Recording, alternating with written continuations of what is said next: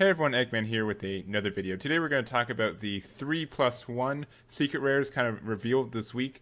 It's really weird how shotgunny they did. It was just 3 days, 3 secret rares. Usually they kind of drag it out for like a couple days, but I guess they just didn't want the secret rares to be spoiled at all, so that didn't happen, which is nice. So yeah, and we're going to use this cool graphic. Shoutouts to Jesus for making this from Kamehameha Club subs. Definitely check out his channel in the description below as well. And if you haven't seen this before, it's because it's been on my live stream. And if you're not watching my live stream, what are you doing? We stream every Friday from 7 p.m. Eastern to like 9 Eastern, I guess, whenever I stop. But it's a really good time, and I've been using this graphic. It's been fun. So definitely check it out, or at least follow me on Twitch to get notifications when I do go live. So let's start with the first card.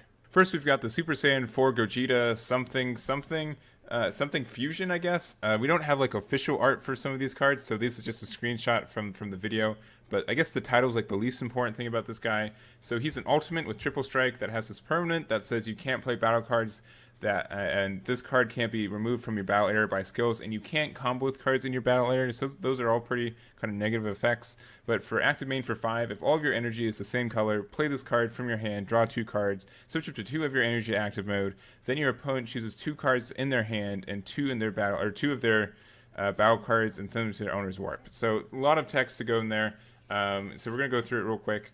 I think this is a good card. I don't think it's broken, and I think a lot of people are kind of upset that this isn't a broken card. But I think this is a good card for kind of monocolor decks that don't have a secret rare they're running already. Like this could always be just a generic secret rare you're running. So it's a big 45k triple strike beat stick, right, in a lot of ways, and the permanent is kind of distracting, but this active main is actually, I think, really good. So for 5 energy, you're able to you play this card from your hand and draw 2 and switch 2 of your energy to active mode. So that's really good. So you get 2 energy back open, and then then your opponent goes -4 potentially. They have to discard 2 cards, and they get to choose the battle cards, but they send 2 of their battle cards to the to the warp even, which is better. So that's pretty good.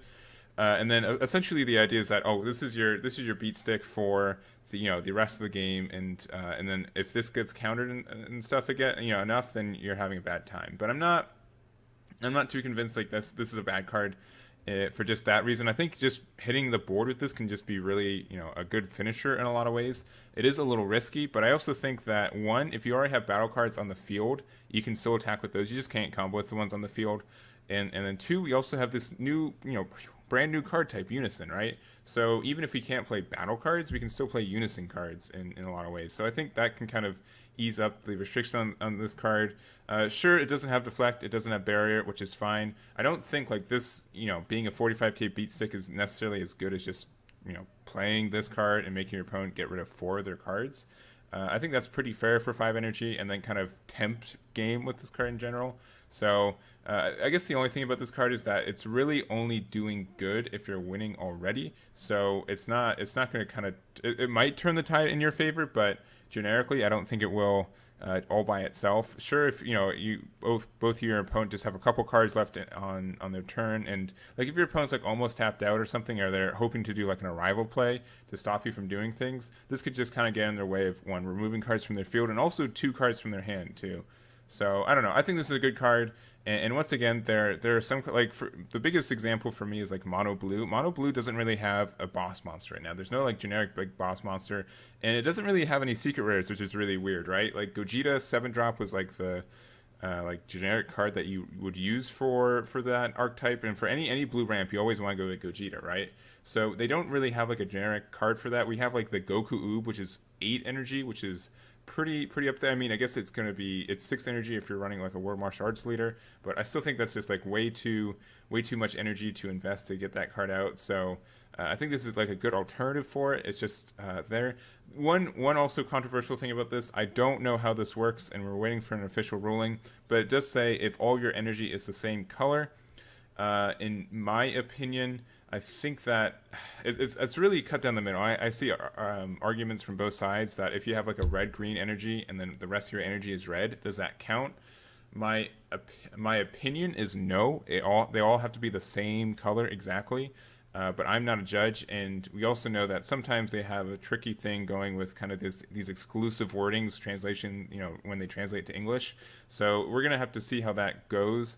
But I think all your cards have to be monocolor, or at least the same color. So if you have all dual energy, and I think that's what they were wanting for this card specifically. But it's different wording than from like it's different from like the Infinite Saying rares, which that said only red, and then there's also like the campaign rares like the Cells Kamehameha, those cards that say are all green. So it's just weird because it has to be generic for all 5 colors. That there's not a lot, like, I don't know, problem solving card text to figure out what they're meaning with this. So just beware that I could be wrong, where you can have a red green and the rest are red and you still be fine because they're all red energy. But I don't know. So that's something to keep out on. And let's go to the next one. Next up, we have Sin Shenron Negative Energy Incarnate. This is not a secret rare you get from the set, but it's one you get from the August tournaments that they just announced, assuming, like, this could be outdated really easily, assuming that there's no, like, risks of those being canceled. But, yeah, and I'm going to talk about that I'm going to make a whole new video about that as well, talking about what the proposed format for that August, kind of tournament stuff going on. But let's talk about this guy. So he's an ultimate deflect blocker.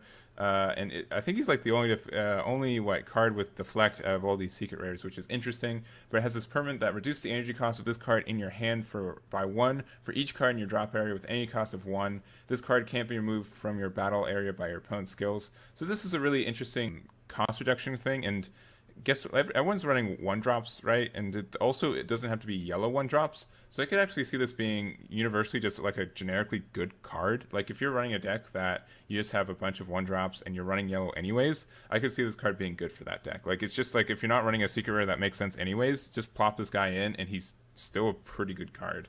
And he has this he can't be removed from your battle area by your opponent's skills, which is super duper nice. And then auto, when you activate this card's blocker skill, switch this card to active mode and gets minus 5k power for the turn. So it's kind of like a reverse Bergamo card, where instead of it gaining attack every time it gets it swung at, it loses attack, but you can block with it as many times as you want, as long as it lives. So I think it's an interesting card. You can get it out for 1 energy if you set it up correctly as well. In the Sin Shenron archetype, it can be done very easily, and you can get this card back from your drop area pretty easily if you're milling stuff like willy-nilly. So if there's like some kind of burst archetype with it, you can burst it from into your drop area with a lot of your other 1-drops, and you can just add it back to your hand with some of the Sin Shenron cards as well. Also, if you reduce them to, I believe it's between 2 and 4 energy, you can get them for free with some of this Sin Shenron Evolve cards as well, like how that whole archetype chains up. So you can get this card out pretty easily, and I don't think he has like a devastating effect in the sense like he's going to win you the game, but he can be like a super big wall to kind of get around, which I think is really nice, especially since you get to choose when you want to try to block an attack and everything too. So I think this one's pretty good. It's probably going to be around a 3, and the only reason I'm putting it as a 3 is because it's kind of specific to one archetype.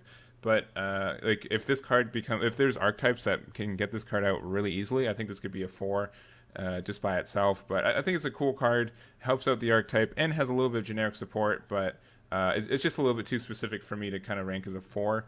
But I think it's a good card. Next up, we have the Super Saiyan 3 Gotenks something fusion, because once again we don't have official artwork. Also, I don't think the play button is part of the official artwork, but I don't, it's probably, I'm just gonna say it's not, but this card needs errata anyway, so who knows if it's actually there.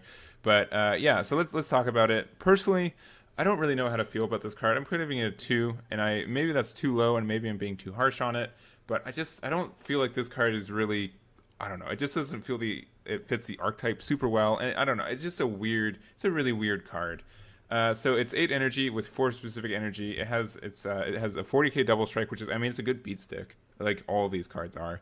But permanent, reduce the energy cost of this card by 1 for each battle card of 15k power in your drop area. So you can get it down to a 4-drop if you have 4 15ks out, which is fine. I think that's fine. And permanent, negate the skills of all other battle cards. So that's also pretty interesting. Also, just forgot to mention, it just says reduce the energy cost of this card by 1. But it doesn't say in your hand, so it's still, until they errata it, it's still going to be an 8 cost, which is silly. And I can guarantee they meant to say in hand, and it's going to be fixed. But until then, it's just really funny that this card's apparently printed with this, and they have to errata it already. then what else? Auto, when this card is removed from your battle area by opponent's skill, choose all of your opponent's battle cards and energy in rest mode, ignoring barrier, and place them in their owner's drop area.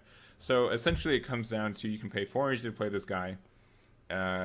All the battle cards on the field are negated, which is fine, including your own, which I guess, assumedly you won't have anything if you're just hard casting this for 4. And then, you'll probably negate its attack or something like that. And then you either just accept that this card's around forever and you try to win without your battle card skills, or you get to you blow it up and then you lose some of your energy. I think like losing the energy is pretty costly, I think, in general. And I don't know, like it's just really weird too, because like sure, this is a big beat stick, but if you keep it around, they can't use their own battle card skills either. So it really comes to a game of like whose skills are more important for that. And the other weird thing is that it doesn't affect Unison cards at all. So sure, it could, like if this was released last set, I think it'd be like a pretty lasting ability, because there wouldn't be as many ways to play the game. But now that you have like this whole new Unison card archetype that can still use their effects and still have their attacks and everything like that, and doesn't get blown, if they're in rest mode for whatever reason, they don't get blown up either. I think that's kind of a little bit lackluster for this card, and I don't know, it's just a weird card in a lot of ways. I think people will still run it there's not really. I guess you could also play Go with this SS4 Gogeta as well if you're running just mono yellow Go tanks, and that would probably actually be all right as well. But they'll probably try out this card. I don't think it's bad. It just feels weird. I don't think it's gonna be great outside of its archetype. And I don't know. Like since Shenron, I think it can be better outside of its archetype than Go tanks. And I think it has like a cooler theme and all that. I don't know. I could be wrong. This could be a really good card, and I haven't practiced with it obviously, but it just leaves kind of like a weird feeling in my mouth. So we're gonna put it as a 2, and you can.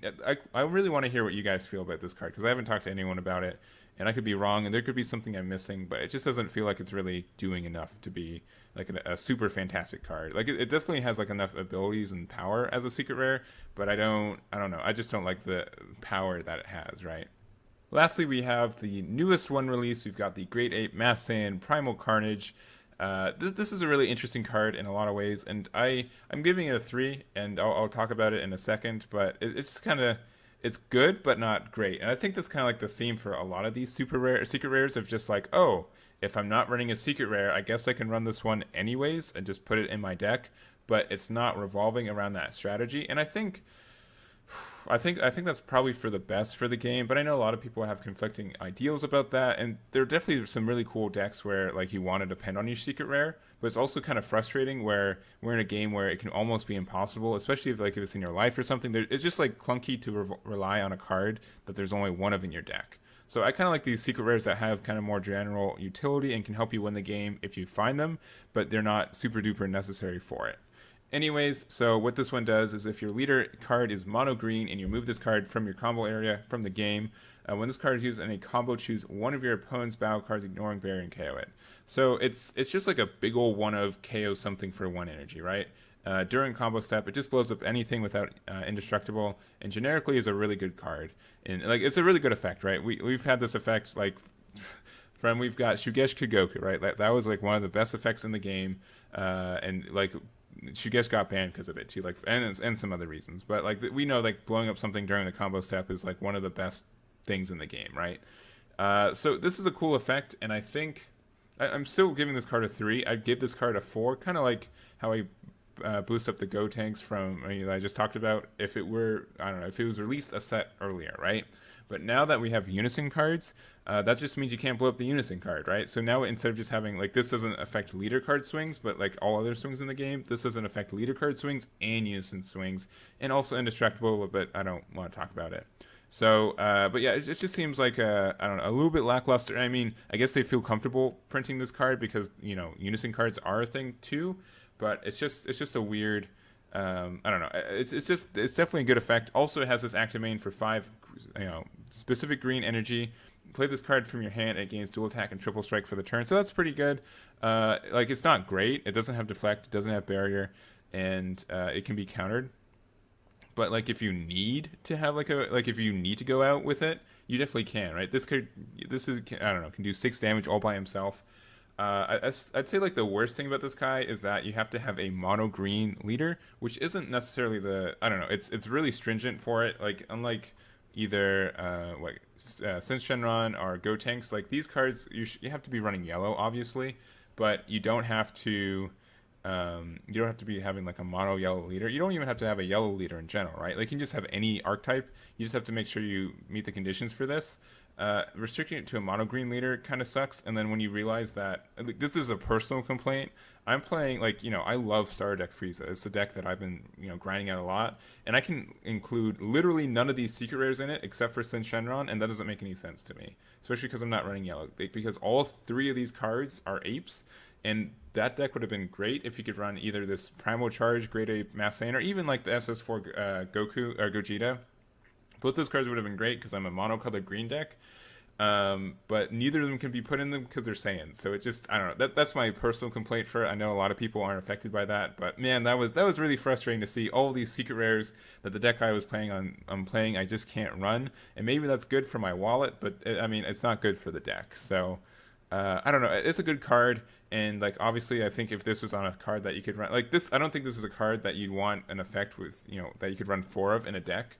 But like I think like 1 is a little bit too less. Like 2 could be super good, but I don't think they'd ever kind of do that. It's definitely an effect that would stick to an ultimate. And if you were just running a mono green leader and you're not running a secret rare already, like this would obviously be the card in the slot. Because once again, for just 1 energy, blowing up a battle card during battle step is fine. And what is it? It's not even like your own combo. So like if you're swinging with something small and then you use this card and then you just need to blow up like one of their blockers or something that's on the field, you can just do that, right? So that can be really helpful and really generically good. But we don't also have like a lot of mono green leaders that are just generically good right now besides starter deck Frieza. So we also have, I guess we have like the new Goku. He's pretty good, and that's really it. Like I don't know, like I could think of like Broly, like the starter deck Broly from like forever ago, but he has his own secret rare for his own thing. So it's just a weird like that he's Saiyan. If this card wasn't Saiyan, this card would be a lot better for me personally, but he is, so that kind of sucks. And I think that's really all I have to talk about him. So that's kind of how I feel about these cards. I think you guys would agree. These are kind of weird secret rares, right? Like they don't really conform to kind of how I've seen secret rares, been printed and made before, and they're just kind of weird. I don't think they're as powerful or as game changing as a lot of them. And like if we just compared to like the last set, right? For set 9 we had the Victory Strike Vegeta and Goku, we had the Soj Xeno, and we also had the Black Smoke Dragon. Like all 3 of those cards like did something when they kind of hit the field, and like these guys do too. But I don't know, like the decks that ran those cards, I felt like they could win without those cards, and then once if you happen to get your secret rare, then you just win the game because you found it. Like these guys, instead of that, you're like, oh, well, I found my secret rare, so I guess I have like this alternative win condition that my deck wasn't expecting to do. So there's that, but like it's not the same thing, right? Like it's the same thing where like you're hoping that you win with your deck without your secret rare, and then if you have your secret rare, you have like an alternative way to win, but it's still not like forwarding the way you're trying to win anyways, right? Does that make sense? Am I crazy for saying that? They just feel like cards that are like weirdly okay to play in your deck, but they're not like the main focus of your deck. They're just like these weird one of cards that can maybe help you out in weird situations, but they won't they're not like forwarding the way you're trying to win anyways. So I hope that makes sense. And I hope I'm not alone when I think that. And I don't know. I really want to hear what you guys think about these cards. I still think they're weird, and I don't think they're going to be as expensive as they have been, like secret rares have been in the past, and we'll really see if that's true or not. But thank you guys so much for watching, and I'll catch you all next time.